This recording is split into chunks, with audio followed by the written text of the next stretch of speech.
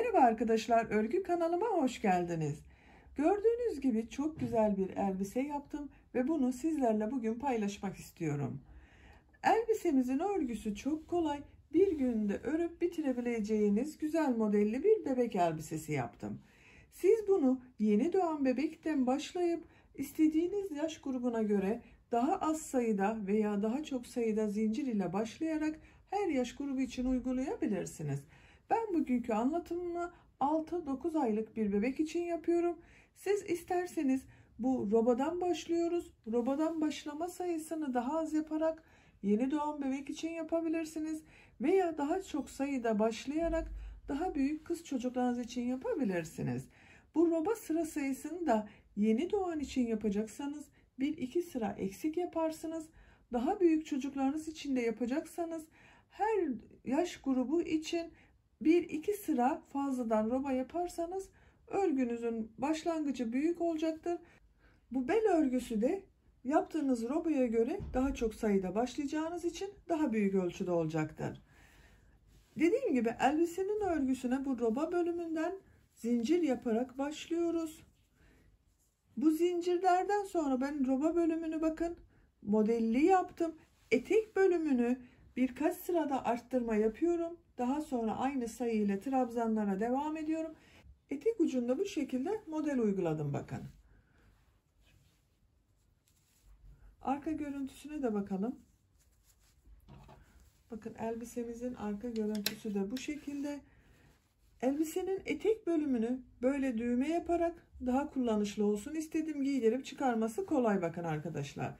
İki askı ile etek ile roba bölümünü birleştiriyoruz. Askıların ucuna da böyle iki düğme yaptım. Giydirip çıkarması gayet kolay ve kullanışlı bir model. Elbisenin örgüsünde bir adet 100 gramlık iplik kullandım. Bakın bu şekilde bir adet 100 gramlık iplik kullandım. Benim kullandığım iplik 320 metre bir iplikti ve bu elbisenin örgüsünde bir adet iplik tam bitti.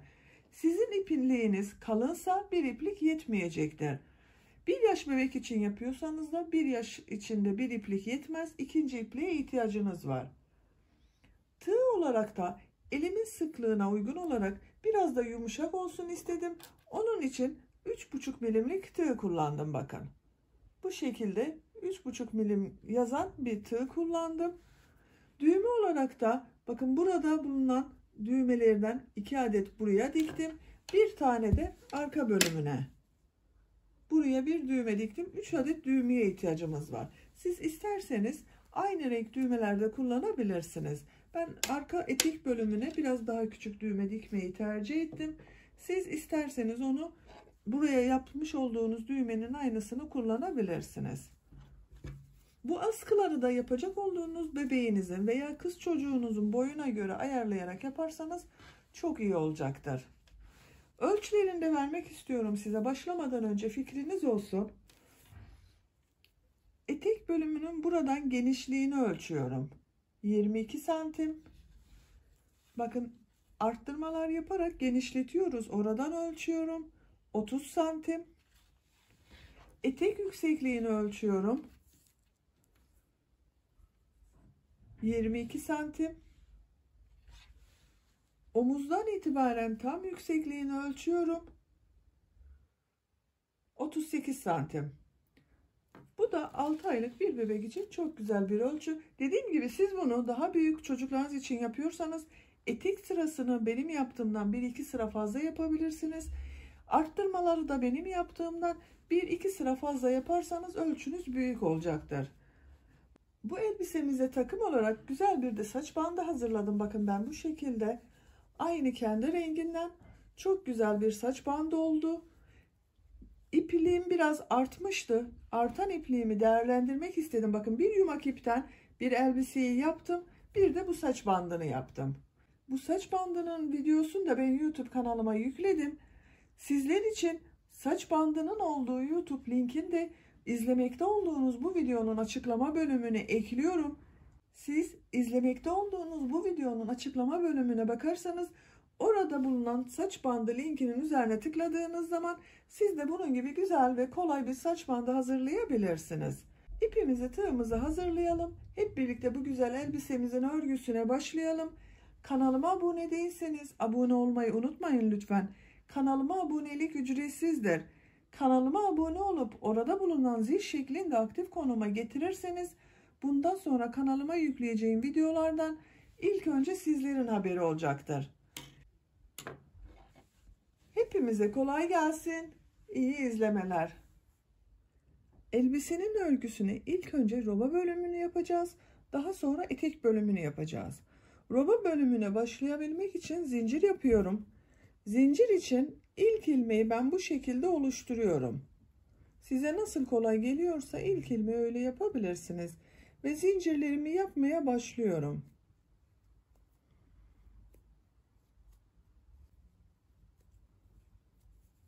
...28 zincir yaptım.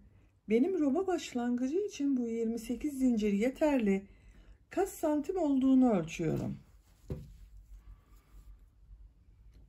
Ölçtüğüm zaman bakın sıfıra tutuyorum. 12 santim zincir uzunluğu var. Bu da benim yapacağım ölçü için yeterli. Siz 12 santim olasıya kadar elinizin sıklığına göre daha fazla veya daha az zincir de yapabilirsiniz. Bu zincirleri çok sıkı da yapmayalım. Üzerinden şimdi trabzanlar yapacağız. İpi tığın üzerine alıyorum. Bir ilmek atlıyorum. İkinci ilmek üzerine yarım trabzan yapıyorum. Yarım trabzanı bilmeyen arkadaşlar için gösteriyorum. İpi tığın üzerine alıyorum. İlmeğe tığ takıyorum. İlmek alıp çektim. Tığın üzerinde 3 ilmek var. İlmek alıyorum. Üçünü içerisinden bir defada çekiyorum. Trabzan yapıyor gibi yapıyorum. Ama bakın bir defada çıkarıyorum. 2 defada çıkarmıyorum. Bazı arkadaşlar buna çakma trabzan, yalancı trabzan diyor. Siz nasıl adlandırıyorsanız. Kısa trabzan, yarım trabzan isimleri değişmektedir. Bakın yarım trabzan şeklinde yapıyorum. Zincirler üzerine 27 yarım trabzan yapalım. Zincirler üzerine yarım trabzanı yaparak bakın sırayı tamamladım. Bir sırada 27 yarım trabzan var arkadaşlar. Bunu tekrar ölçüyorum. Bakın ölçtüğüm zaman 12 santim roba başlangıcı var gördüğünüz gibi. Siz bunu yeni doğan bir bebek için yapıyorsanız 10 santimlik ölçü yeterli olacaktır. Daha büyük çocuklarınız için yapıyorsanız 13, 14, 15 santim olarak arttırarak bunu başlayabilirsiniz. İkinci sıradayız. İkinci sırayı trabzan sırası olarak yapacağız. Bu sırayı yaparken düğme için düğme delikleri de oluşturacağız. Bir zincir yapıyorum. Örgüyü çeviriyorum. İlk ilmek üzerine trabzan yapıyorum.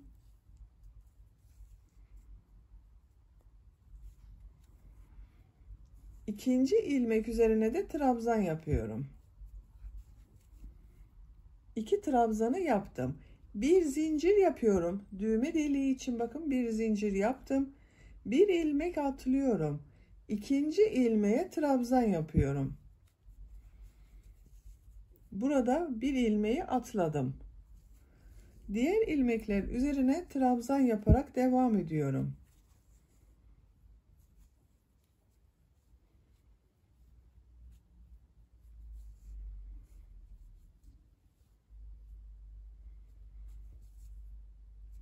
Trabzan yaparak sıra sonuna kadar devam edelim. Sıra sonunda 3 ilmek kalasıya kadar trabzan yapıyoruz. Trabzanlar yaparak bakın buraya kadar geldim. Burada 1, 2, 3 ilmek var. 21 trabzan yaptım buraya arkadaşlar. Bir zincir yapıyorum düğme deliği için. Bir ilmek atlıyorum. İkinci ilmek üzerine trabzan yapıyorum. Son ilmek üzerine de bakın burada bir ilmek atlayarak oluşturduğumuz bir yarım trabzan vardı. Onun üzerine bir trabzan yapıyorum. Bakın, düğme deliğinden sonra 2 trabzan oldu. Sıra başında da 2 trabzan yaptım. Bir zincir yaptım, bir ilmek atladım, düğme deliği oluşturdum. Burada da aynısı oldu. Şimdi modelli bölüme başlayacağız. Bir zincir yapıyorum, örgüyü çeviriyorum. Üçüncü sıradayız. İlk ilmek üzerine trabzan yapıyorum. İkinci ilmek üzerine trabzan yapıyorum. Burada düğme deliği için yapmış olduğum, bakın, bir zincir vardı. Boşluğa bir trabzan yapıyorum. Şimdi modellerimizi yerleştireceğiz. Bir ilmek atlıyorum.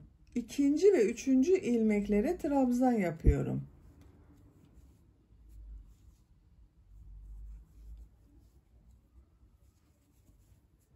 Burada bir ilmeği atladım, bakın. 2 ve 3. ilmeklere trabzan yaptım. Tığın üzerine iplik alıyorum. Geriye dönüyorum. Bu atlamış olduğum ilmek üzerine trabzan yapıyorum. Bu trabzanı yaparken biraz ipi çekerseniz, bakın, böyle uzun bir ilmek yaparsanız daha güzel görünüyor. Bu şekilde. İpi tığın üzerine alıyorum. Bir ilmek atlıyorum. 2 ve 3. ilmeklere trabzan yapıyorum.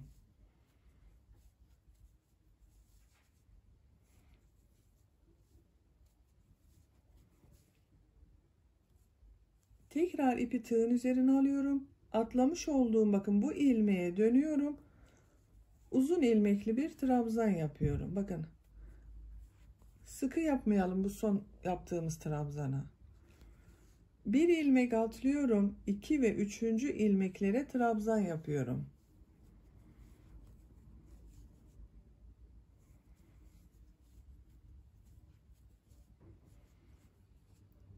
Geriye dönüyorum. Atlamış olduğum ilmeğe dönerek trabzan yapıyorum. Yine 3 trabzan oluyor. Bir ilmek atlıyorum. 2 ve 3. ilmeklere trabzan yapıyorum.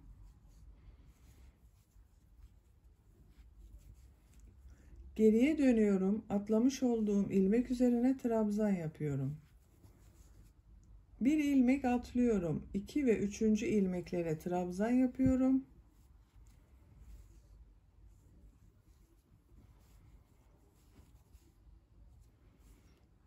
Atladığım trabzana dönerek trabzan yapıyorum. Bir ilmek atlıyorum. 2 ve 3. ilmeklere trabzan yapıyorum.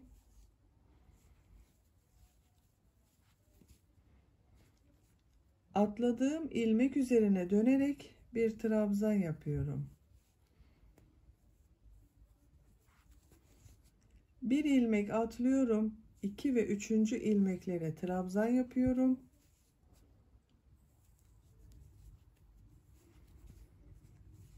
Atladığım ilmek üzerine dönerek trabzan yapıyorum. Modellerimizi, bakın, buraya kadar bitirdik. Sıra başında 3 trabzan yaptım. Buraya da 3 trabzan yapacağız. Bakın, bu bir zincirli boşluktayım. Bu bir zincir üzerine bir trabzan yapıyorum. Sonda bulunan 2 ilmek üzerine trabzan yapıyorum.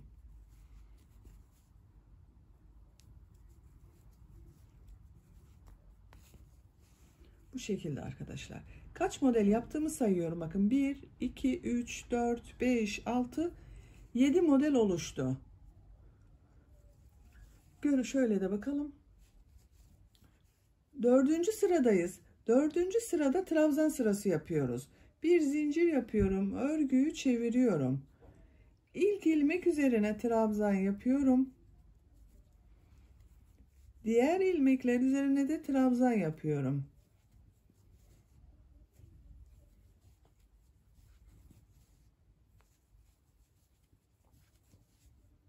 Sıra sonuna kadar devam edelim. Model sırasının üzerinde bir sıra trabzan sırası yaparak, bakın, sıra sonuna kadar tamamladım.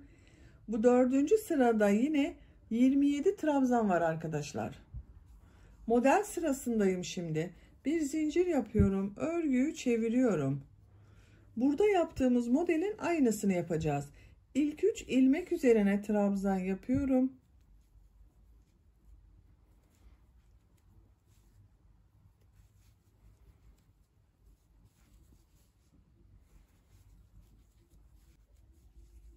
Model bölümüne geldim. Bakın burada bir ilmek atlıyorum. 2 ve 3. ilmeklere trabzan yapıyorum.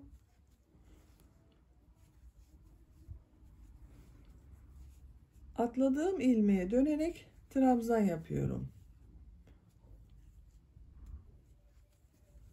Bir ilmek atlıyorum. 2 ve 3. ilmeklere trabzan yapıyorum.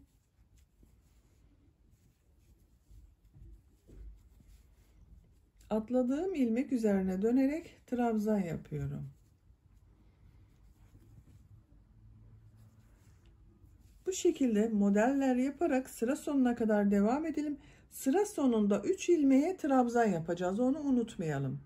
5. sırada model sırası yaparak bakın sıra sonuna kadar tamamladım. Sıra sonunda 3 ilmeğe trabzan yaptım. 6. sıradayız. 6. sıra yine trabzan sırası. Roba bölümü bir sıra model, bir sıra trabzan sırası olarak devam ediyor. Bir zincir yapıyorum, örgüyü çeviriyorum. Her ilmek üzerine birer defa trabzan yapıyorum.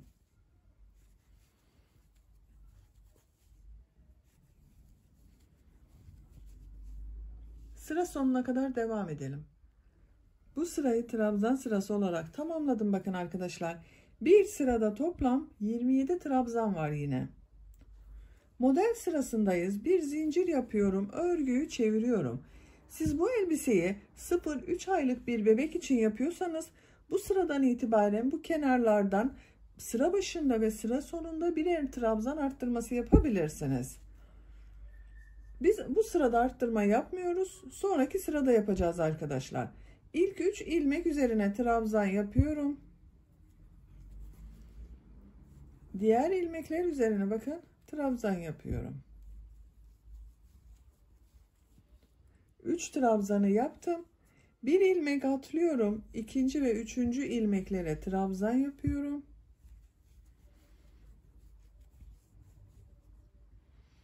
Atladığım ilmeğe dönerek trabzan yapıyorum. Bir ilmek atlıyorum. 2 ve 3. ilmeklere trabzan yapıyorum. Atladığım ilmeğe dönerek trabzan yapıyorum. Model sırası yaparak sıra sonuna kadar devam edelim. Model sırasını yaparak bakın sıra sonuna kadar tamamladım. Sıra sonunda sıra başında yaptığım gibi 3 trabzanı da yaptım. 8. sıradayız. 8. sıra trabzan sırası. Ben bu sırada sıra başında ve sıra sonunda birer trabzanda arttırma yapmak istiyorum. Bir zincir yapıyorum, örgüyü çeviriyorum. Bu ilk ilmek üzerine bir trabzan yapıyorum. Aynı ilmeğe arttırma trabzanı yapıyorum. Diğer 2 ilmek üzerine trabzan yapıyorum. Bakın burada arttırma trabzanı yaptık. Takip eden ilmekler üzerine de trabzanlar yaparak devam ediyorum.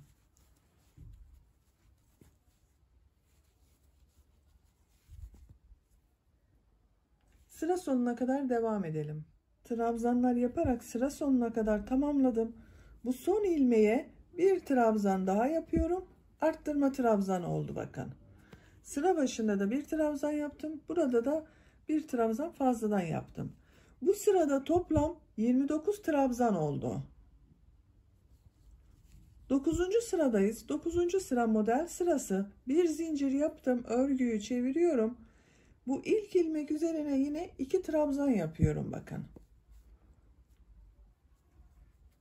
Bir trabzan yaptım. Aynı ilmeğe 2. trabzanı yapıyorum. Buraya 2 trabzan yaptım. Model sırasındayız. Modelin denk gelmesine bakıyorum. Bakın bu 3 trabzan model için. Burada da 3 trabzan var. Buraya da bir model daha yapıyorum. Bakın bir ilmek atlıyorum. 2. ilmeğe trabzan yapıyorum. 3. ilmeğe trabzan yapıyorum. Atlamış olduğum ilmek üzerine dönerek trabzan yapıyorum. Bir ilmek atlıyorum. 2. ilmeğe trabzan yapıyorum. 3. ilmek üzerine trabzan yapıyorum. Atladığım ilmeğe dönerek trabzan yapıyorum. Burada bakın bu sıranın dışında bir fazladan model oluştu. Artık 2 sırada arttırma yaptığımız için orada model oluştu. Sıra sonuna kadar modelleri yaparak devam edelim. Modelleri yaparak sıra sonuna kadar tamamladım. Sıra başında bakın bir ilmeğe 2 trabzan yaptım, arttırma yaptım. Sıra sonunda da bu son ilmeğe bir trabzan daha yaparak arttırma trabzanı yapıyorum. Bu sırada model sayısı da arttı. Bakın buralarda 2, 4, 6, 7 model vardı. Bu son sırada 1, 2, 3, 4, 5, 6, 7, 8, 9 model oluştu. Model sayısı da arttı. Şimdi tekrar trabzan sırasındayız. Bir zincir yapıyorum. Örgüyü çeviriyorum. 10. sıradayım. 10. sıra yine trabzan sırası. İlk ilmek üzerine 2 trabzan yapıyorum. Arttırma yapıyorum bakın. Arttırmayı hem sıra başında hem sıra sonunda yapıyoruz. Diğer ilmekler üzerine de trabzanlar yaparak devam ediyorum.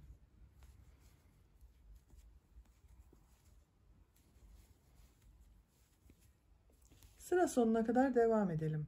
Trabzanlar yaparak sıra sonuna kadar tamamladım. Sıra sonunda bulunan ilmeğe de 2 trabzan yaptım bakın. Sıra başında ve sıra sonunda arttırma yaptım. Bu sırada toplam trabzan sayısı 33 oldu. Kaç sıra yaptığımı sayıyorum. Bakın ilk sıra yarım trabzan yaptım. 1, 2, 3, 4, 5, 6, 7, 8, 9, 10 sırayı bitirdik. 11. sıradayız. 11. sırada yine roba ile devam edeceğiz. Ama ipliği ben burada kesiyorum.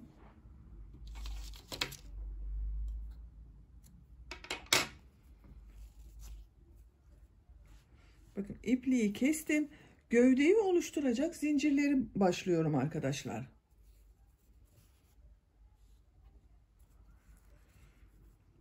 Bu başlayacak olduğunuz zincir sayısı yapacak olduğunuz bebeğinizin gövde çevresine göre değişecektir. Başlangıç için 23 zincir yapıyorum ben. Şu şekilde yine ilk ilmeğimi oluşturdum ve zincirlerimi yapmaya başlıyorum. 23 zinciri yapalım. 23 zinciri yaptım. Bu 23 zincirin kaç santim olduğunu ölçüyorum. Bakın şu şekilde ölçtüğüm zaman 11 santim zincir uzunluğu var. Bunu roba bölümüne birleştiriyorum. Bakın örgünün gelişine bakıyorum. Bu şekilde devam edeceğiz. İpi tığın üzerine alıyorum. Trabzan yaparak devam ediyorum. Bu ilk ilmek üzerine 2 trabzan yapıyorum. Arttırmayı yine devam ediyoruz. Bakın. Aynı ilmeğe bir trabzan daha yaptım. 2 trabzan oldu. Diğer ilmekler üzerine birer defa trabzan yaparak devam ediyorum. Bu kesmiş olduğum ipliği de içeride tutuyorum bakın.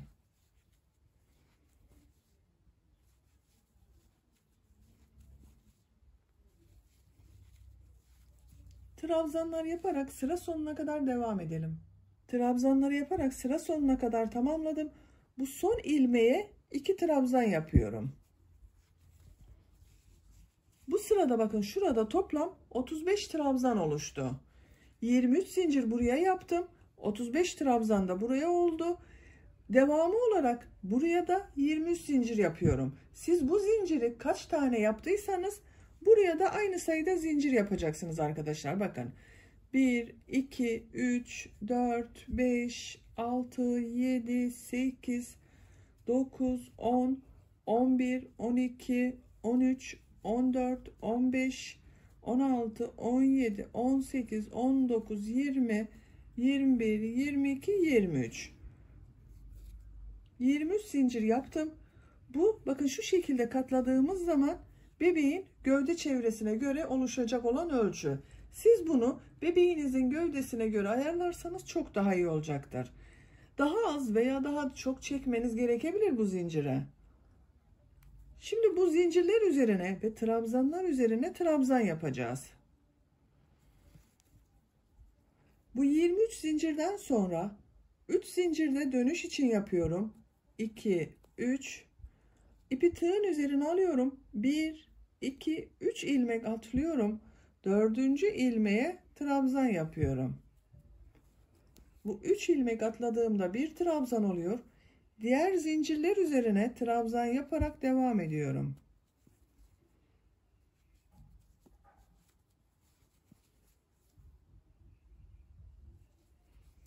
Birer defa trabzan yapıyorum bakın. Zincirler üzerine trabzanlar yaparak devam edelim. Burada yaptığım zincirler üzerine trabzanlar yaparak bakın trabzanların olduğu ilmeğe geldim. Toplam 23 trabzan var burada arkadaşlar.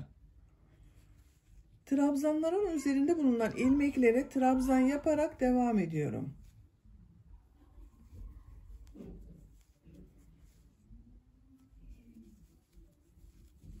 Bakın arttırma yapmadan bütün ilmekler üzerine trabzanlar yaparak zincirlere kadar devam edelim. Trabzan ilmekleri üzerinde bulunan ilmeklere bakın trabzanları yaptım. Burada bulunan zincirlere geldim. Bu zincirler üzerine de trabzan yaparak devam ediyorum. Her ilmek üzerine bir trabzan yapıyorum. 23 zincir yapmıştık zaten buraya. 23 trabzan olacak. Sıra sonuna kadar devam edelim. Zincirler üzerine de trabzanları yaparak bakın sırayı tamamladım. Bir sıra trabzan sırası oluştu. Bu bir sırada toplam bakın bu 23 zincir buraya yaptım. 23 trabzan oldu. 23 zincir buraya yaptım. 23 trabzan oldu. 35 trabzan da roba bölümünde vardı. Toplam 81 trabzan oldu arkadaşlar. 81 trabzan ile ikinci sıraya başlıyorum. İkinci sırada etek bölümünün arttırmalarını yapacağız. Bir zincir yapıyorum, örgüyü çeviriyorum. İlk ilmek üzerine trabzan yapıyorum. Arttırmaları 8 trabzandan sonra 9. trabzanlarda arttırma trabzanı yapacağız. Bakın 1 yaptım. 8 trabzan yapıyorum buraya. 2 3 4 5 6 7 8 2 4 6 8 trabzanı yaptım. Bu 9. trabzana 2 trabzan yapıyorum. Bakın 1 yaptım. Aynı ilmeğe bir trabzan daha yapıyorum. Burada arttırma trabzanı yaptım. 8 ilmeğe trabzan yapıyorum birer defa. 1 2 3 4 5 6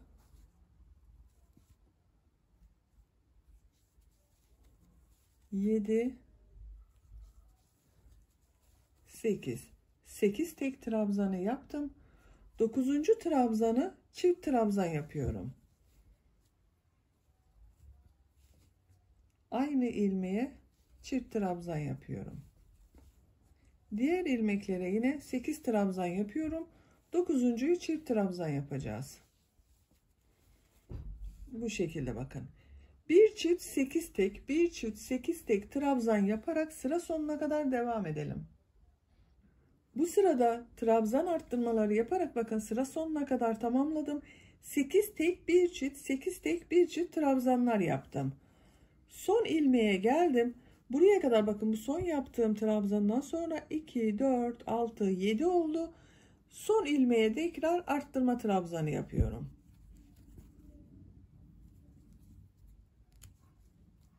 İki trabzan yaptım bakın son ilmeğe. Kaç arttırma yaptığımı sayıyorum. 1, 2, 3, 4, 5, 6, 7, 8, 9 arttırma yaptık. Bir önceki sırada 81 olan trabzan sayısı Bu sırada 9 arttırma yaptık. 90 oldu arkadaşlar.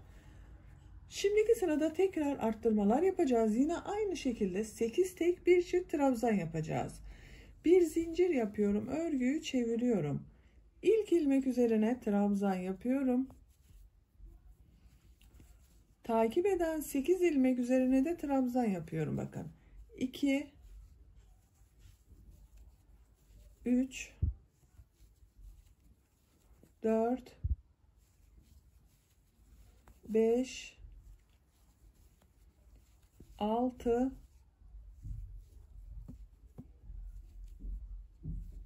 7 8 trabzanı yaptım.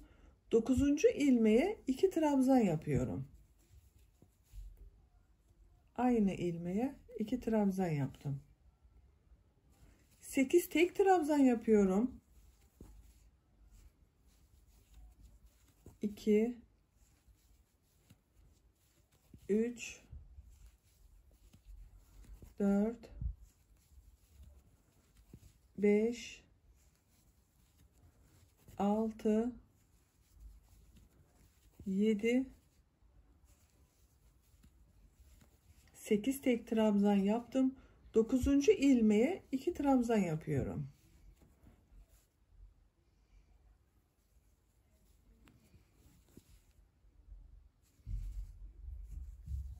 Bu sırayı bu şekilde devam ediyoruz. 8 tek bir çift 8 tek bir çift trabzan yaparak sıra sonuna kadar devam edelim. Bu sırada yine bakın 8 tek bir çift 8 tek bir çift trabzanlar yaparak sıra sonuna kadar tamamladım. Sıra sonunda yine son ilmeğe 2 trabzan yaptım. Kaç arttırma yaptığımızı sayıyorum. Bakın 1 2 3 4 5 6 7 8 9 10 arttırma yaptık arkadaşlar. Şimdi bunu birleştiriyorum. Bakın buraya kadar açık yaptık. Giydirip çıkarması kolay olsun, bebeğin belini sıkmasın diye açık yaptım. Burada bu son ilmek ile ilk ilmeği şu şekilde ilmek kaydırması yaparak sırayı birleştiriyorum. Bakın gövde bölümünü birleştirdik. Artık örgümüz tek parça halinde devam edecek. 2 zincir yapıyorum. Örgüyü çeviriyorum. Örgüyü çevirerek örelim arkadaşlar. Sıra sonlarında her sırada örgüyü çevirelim. Buraya kadar yaptığımız görüntü değişmesin. Yine 8 tek bir çift 8 tek bir çift trabzan yapacağız. Bakın ilk ilmek üzerine trabzan yapıyorum. Diğer ilmekleri de trabzan yapıyorum. 2 3 4 5 6 7 8 9. ilmeğe çift trabzan yapıyorum. Bakın bir aynı ilmeğe ikinci trabzanı yaptım. 8 tek trabzan yapıyorum. 9'uncuları çift trabzan yapıyorum. 8 tek bir çift 8 tek bir çift trabzan yaparak sıra sonuna kadar devam edelim. Bu sırada da 8 tek bir çift 8 tek bir çift trabzanlar yaparak sıra sonuna kadar yaptım. En son bakın yine 2 trabzan yaptım bir ilmeğe. Bunu ilk yaptığım ilmek ile kaydırma yaparak sırayı birleştiriyorum bakın. İlmek aldım, çektim, tığın üzerinde bulunan ilmekten de çektim. 2 zincir yapıyorum. Örgüyü çeviriyorum. Tekrar bu sırada bir sıra daha arttırma yapalım. Yine 8 tek bir çift 8 tek bir çift trabzan yapacağız. İlk ilmek üzerine bakın trabzan yapıyorum. Diğer ilmekler üzerine de trabzan yaparak devam ediyorum. 8 tek trabzan yapalım. 3 4 5 6 7 8 tek trabzanı yaptım. 9. ilmeğe 2 trabzan yapıyorum.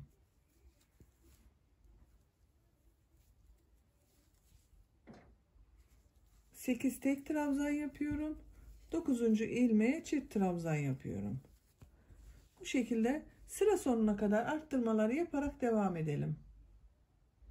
Bu sırayı da bakın tamamladım. Kaydırma tekniği yaparak sırayı kapadım.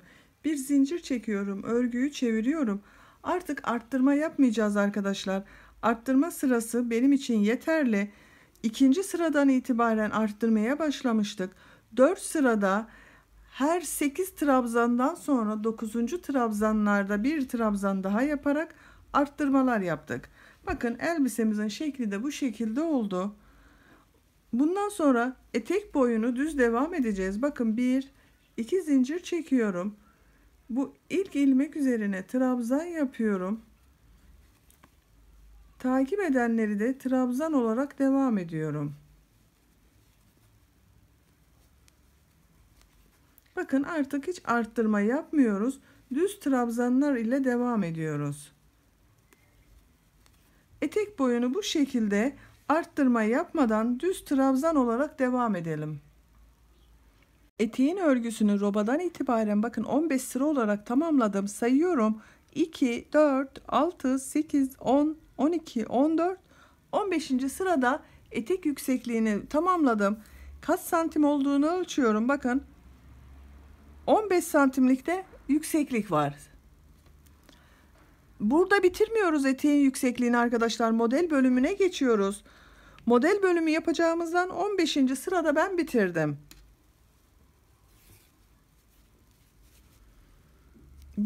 2 zincir çekiyorum. Örgüyü çeviriyorum. Bu robada uyguladığımız modeli etek ucunda uyguluyoruz. Bakın bu ilk ilmeği atlıyorum. İkinci ilmek üzerine bir trabzan yapıyorum. Takip eden ilmek üzerine de trabzan yaptım. 2 trabzanı yaptım. İpi tığın üzerine alıyorum. Atlamış olduğum burada bulunan bu trabzanın üzerine trabzan yapıyorum. Bakın çapraz görüntüyü elde ettik. İpi tığın üzerine alıyorum. Bir atlıyorum. İkinci ilmek üzerine trabzan yapıyorum. Takip eden trabzan üzerine de trabzan yapıyorum. 2 trabzanı yaptık. Bu arada bakın bir ilmeği atladık. İpi tığın üzerine alıyorum. Atlamış olduğum bu trabzanın üzerine trabzan yapıyorum. İpi tığın üzerine alıyorum. Bir atlıyorum. Takip eden 2 ilmek üzerine birer defa trabzan yapıyorum. Atlamış olduğum bu ilmeğe dönüyorum. Bir trabzan yapıyorum. Bir atlıyorum. Birer defa trabzan yapıyorum. Geriye dönüyorum. Atlamış olduğum model üzerine trabzan yapıyorum.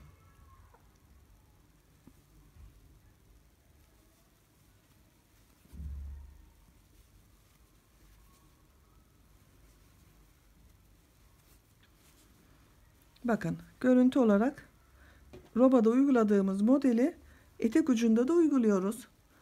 Bu şekilde devam edelim. Sıra sonuna kadar gidelim. Sıra sonunda kaydırma tekniği yaparak sırayı kapatalım. Bunun üzerine bir sıra trabzan yapalım. Trabzanın üzerine tekrar bu modelden yapacağız. Bir sıra daha trabzan yapalım. Bu şekilde eteğin örgüsüne devam edelim gelelim. Etek bölümünde bakın uç bölümlere 3 sıra model, 2 sıra aralarda trabzan sırası yaptım. Eteğin yüksekliğini tamamladım. Siz isterseniz bunu 2 sıra model yapabilirsiniz veya 4 sıra model yapabilirsiniz. Tercihinize göre arkadaşlar istediğiniz gibi düzenleme yapabilirsiniz. Eteğin yüksekliğini böylece tamamlamış oldum. Bakın en uçta model bölümü görünsün istedim. Bunun ucundan bir sırada sık iğne yapmak istiyorum. Sıra sonunda son ilmek ile ilk ilmeği ilmek kaydırması yaparak birleştirdim burada. Bir zincir yapıyorum. İlk ilmek üzerine sık iğne yapıyorum. Diğer ilmekleri de sık iğne yaparak devam ediyorum.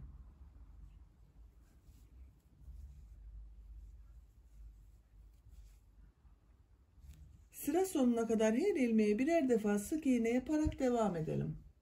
Elbisenin etek bölümünde son sırada bakın model üzerinden bir sıra sık iğneyi tamamladım. Sıra sonundayım. En son ilmek ile ilk ilmeği ilmek kaydırması yaparak sırayı birleştiriyorum. İpliği burada kesiyorum.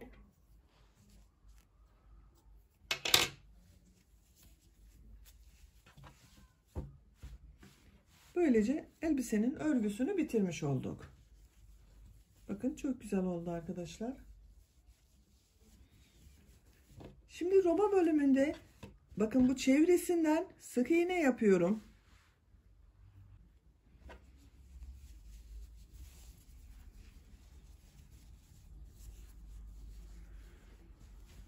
Sık iğneye bakın burada 3 sırayı düz yapmıştım. Birleştirmeden önce 3 sıra trabzan sırası yaptım. Buraya bir düğme yapıp burayla birleştireceğiz arkadaşlar bakın. Giydirip çıkarması kolay olsun diye burayı açık yaptım. Buraya düğme yapıyorum. Bakın buradan bir ilmek oluşturuyorum.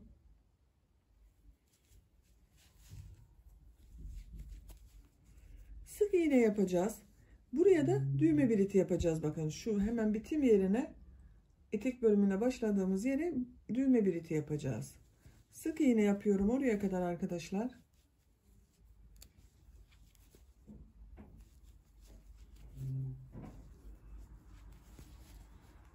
Bakın sık iğnemi yaptım. 5 zincir yapıyorum düğme biriti için. Aynı yere sık iğne yapıyorum. Bu düğme biriti sizin dikecek olduğunuz düğmenin büyüklüğüne göre değişecektir. 6 zincir de yapabilirsiniz, 7 zincir de yapabilirsiniz. Gördüğüm ilmeklere sık iğne olarak devam ediyorum.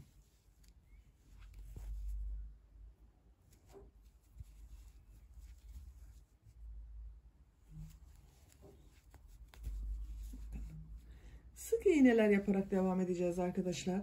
Bu etek bölümünün bakın buralarda sık iğne yapalım. Roba bölümü de sık iğneler yaparak bu başladığımız yere kadar devam edelim. Elbisenin gövde örgüsünde buradan başlamış olduğum sık iğneyi bakın etek bölümünde devam ettim. Roba bölümünde sık iğnelere devam ettim. Diğer tarafında da devam ettim. Başladığım noktaya kadar tamamladım. En son bakın yine sık iğne yaptım. Bu ilk burada ilmek oluşturmuştum. Ona tığ takıyorum. İlmek alıp çektim. Tığın üzerinde bulunan ilmekten de çektim. İpliği burada kesiyorum.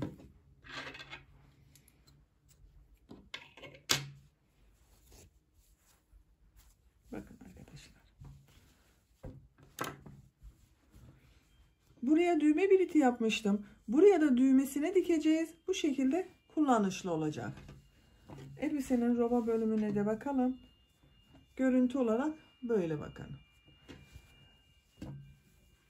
Ben bu şekilde bir askı yaptım. Diğer askıyı sizinle birlikte yapalım.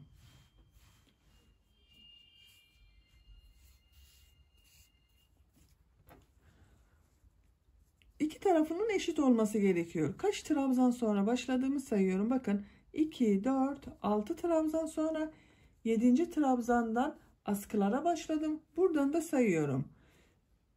1, 2, 3, 4, 5, 6, 7.den askıya başlıyorum.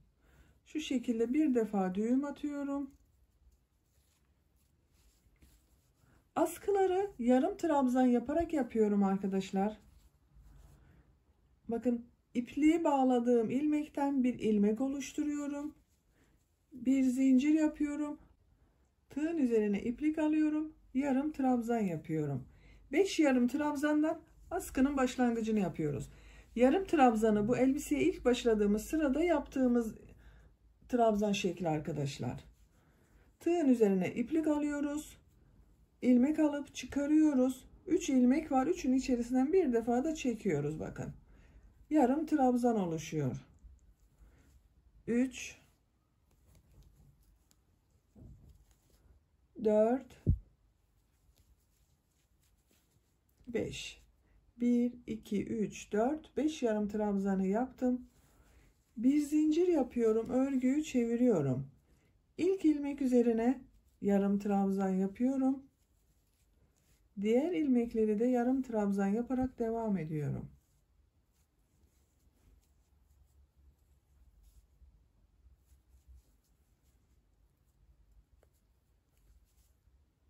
Son ilmeği de yarım trabzan yapıyorum. Bir zincir yapıyorum, örgüyü çeviriyorum. İlk ilmeğe yarım trabzan yapıyorum. Diğer ilmekleri de yarım trabzan olarak devam ediyorum.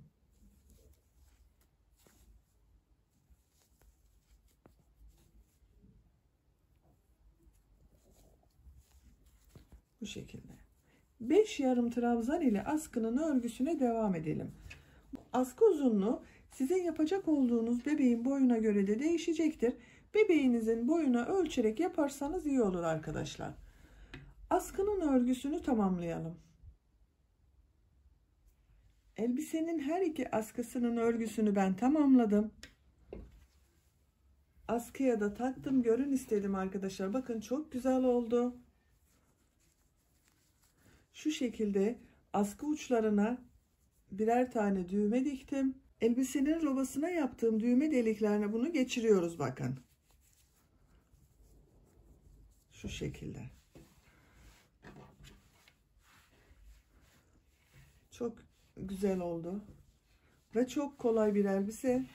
Bir günde yapabileceğiniz çok güzel elbise yaptık.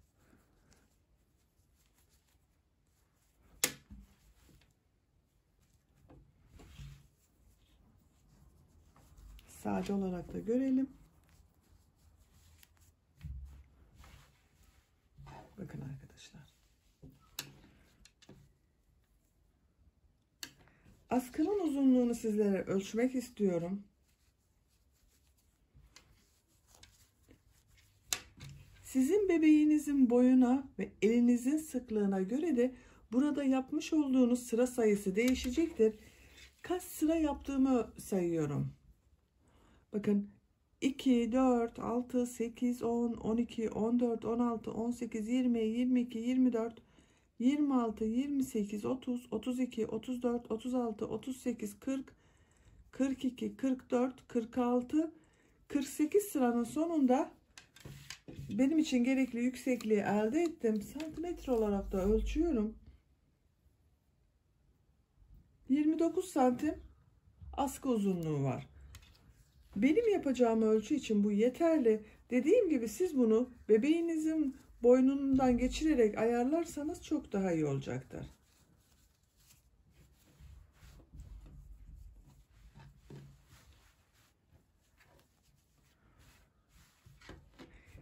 Ölçüsünü de vermek istiyorum bitmiş olarak. Buradan genişliğini ölçüyorum. Bakın 22 santim.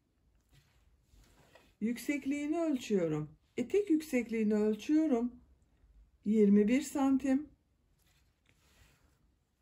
Buradan bakın roba başlangıcından bitmiş olarak 30 santim. Omuz askısıyla birlikte bakın omuz askısının buradan ölçüyorum.